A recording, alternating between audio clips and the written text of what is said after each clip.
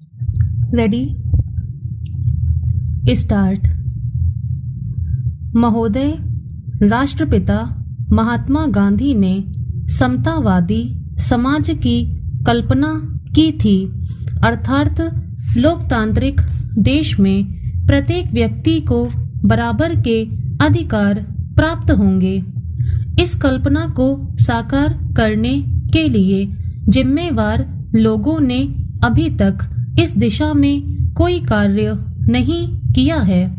उत्तरी बिहार के चंपारण जिले में ईसाइयों का एक बड़ा समुदाय है, लेकिन वहाँ असमानता नजर आती।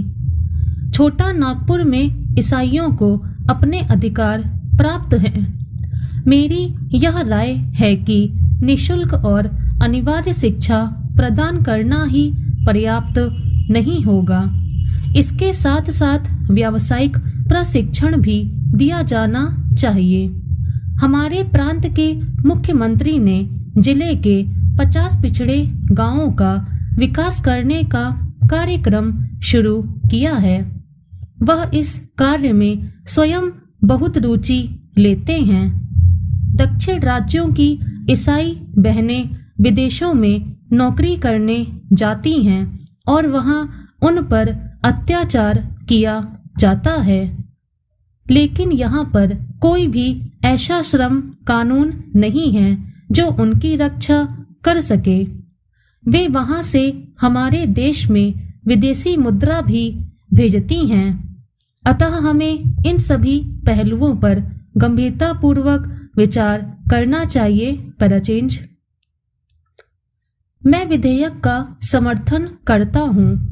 अनेक विदेशी शासकों ने हमारे देश पर बहुत वर्षों तक शासन किया, क्योंकि हमारा भारतीय समाज उस समय कई जातियों और वर्णों में बटा हुआ था।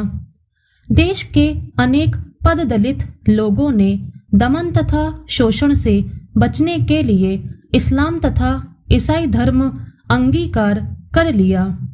भगवान बुद्ध, महावीर, विवेकानंद तथा नानक जैसे कई विद्वानों, संतों और समाज सुधारकों ने भारतीय समाज के सामाजिक, आर्थिक तथा शैक्षणिक दृष्टि से पिछड़े वर्गों की दशा सुधारने के लिए बहुत परिश्रम किया।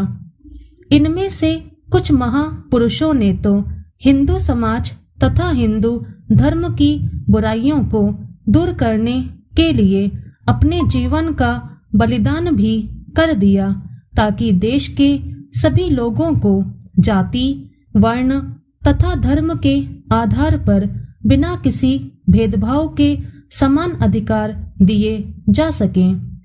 किसी अन्य धर्म को अंगीकार कर लेना भी विभिन्न वर्गों के लोगों की आर्थिक दशा को सुधारने का अंतिम हल नहीं है। अंत में मैं सरकार से अनुरोध करता हूं कि अनुसूचित जातियों तथा अनुसूचित जनजातियों को जो जो सुविधाएं उपलब्ध हैं, वे सभी सुविधाएं ईसाई धर्म अपनाने वाले पिछड़ी जाति के वर्गों को भी प्रदान की जाए। जनता दल तथा भारतीय जनता पार्टी की सरकारों ने इनके लिए कुछ नहीं किया। पैराचेंज। महोदय, मैं विधेयक का समर्थन करता हूँ। यदि कोई अनुसूचित जाति, अनुसूचित जनजाति का व्यक्ति किसी अन्य धर्म को अपनाना चाहता है, तो उसे धर्म परिवर्तन का यह अधिकार मिलना ही चाहिए।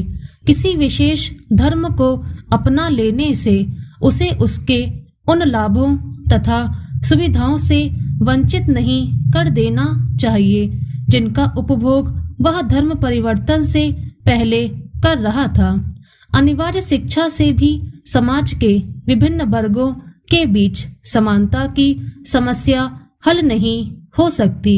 इसलिए अनुसूचित जातियों तथा अनुसूचित जनजातियों तथा पिछड़े वर्गों को सरकार द्वारा विशेष संरक्षण दिए जाने की आवश्यकता है, क्योंकि समाज के धनी तथा संपन्न वर्गों के लोग उनका कई शताब्दियों से शोषण और दमन करते आ रहे हैं।